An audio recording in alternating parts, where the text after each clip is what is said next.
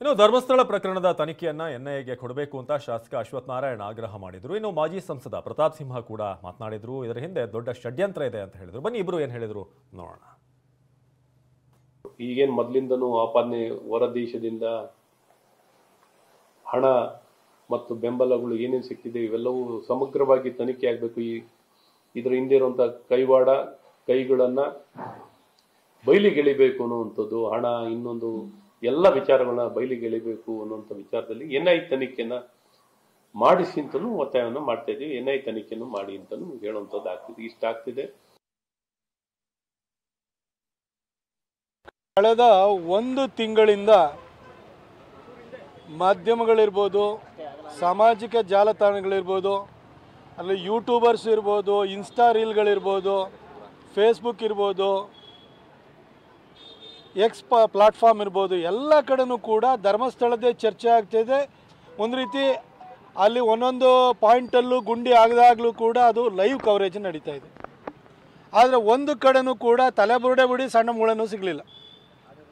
ಆದರೆ ಈಗ ಹೊರಬರ್ತಿರುವಂತಹ ಸತ್ಯ ಸಂಗತಿ ಏನಂತಂದರೆ, ಇದೆಲ್ಲ ಒಂದು ವ್ಯವಸ್ಥಿತವಾದಂಥ ಪಿತೂರಿ, ಧರ್ಮಸ್ಥಳದ ಹೆಸರಿಗೆ ಕಳಂಕವನ್ನು ಅಂಟಿಸುವಂತಹ ಒಂದು ದೊಡ್ಡ ಕಾನ್ಸ್ಪಿರಸಿ ಅನ್ನೋದು ಸ್ಪಷ್ಟವಾಗ್ತಾ ಇದೆ.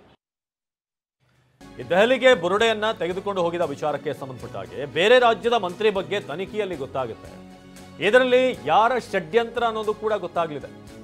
ಬೆಂಗಳೂರಿನಲ್ಲಿ ಶಾಸಕ ಅಶ್ವಥ್ ನಾರಾಯಣ್ ಹೇಳಿಕೆ, ಈಗಾಗಲೇ ಡಿಸಿಎಂ ಡಿ ಕೆ ಶಿವಕುಮಾರ್ ಅವರೇ ಷಡ್ಯಂತ್ರ ಅಂತ ಹೇಳಿದ್ದಾರೆ, ಸತ್ಯಾಸತ್ಯತೆ ಹೊರಬರಲಿ ಅಂತ ಹೇಳಿದ್ದಾರೆ.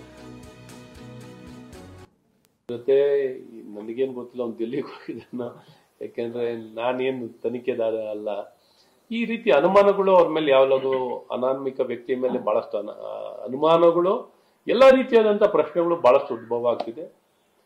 ಇದು ಸತ್ಯ. ಈಗೇನು ಅರೆಸ್ಟ್ ಮಾಡಿದ್ದಾರೆ ಒಳ್ಳೇದು. ಅವನ್ನ ಅರೆಸ್ಟ್ ಮಾಡಿ ಅವನ್ನ ತನಿಖೆಗೆ ತಗೊಂಡಿರೋದು, ವಿಚಾರಣೆ ಮಾಡ್ತಿರೋದು ಎಲ್ಲ ಒಳ್ಳೆ ಬೆಳವಣಿಗೆ ಮಾಡಲಿ. ಯಾಕೆಂದ್ರೆ ಈ ರೀತಿ ಆಪಾದನೆಗಳು ಕೇಳಿ ಬರ್ತಿದೆ. ಎಲ್ಲರೂ ಹೇಳ್ತಾ ಇದ್ರು, ಇಂಡೈರೆಕ್ಟ್ ಆಗಿ ಹೇಳ್ತಾರೆ. ಯಾಕಂದ್ರೆ ಈಗ ತನಿಖೆ ಇದ್ದಾಗ ಎಲ್ಲರೂ ಆ ರೀತಿ ಬೆರಳು ತೋರಿಸುವಂಥದ್ದು ಆಗ್ತಿದೆ ಅನ್ನೋದು ಅನುಮಾನಗಳು ಯಾವಾಗಲೂ ಇದೆ.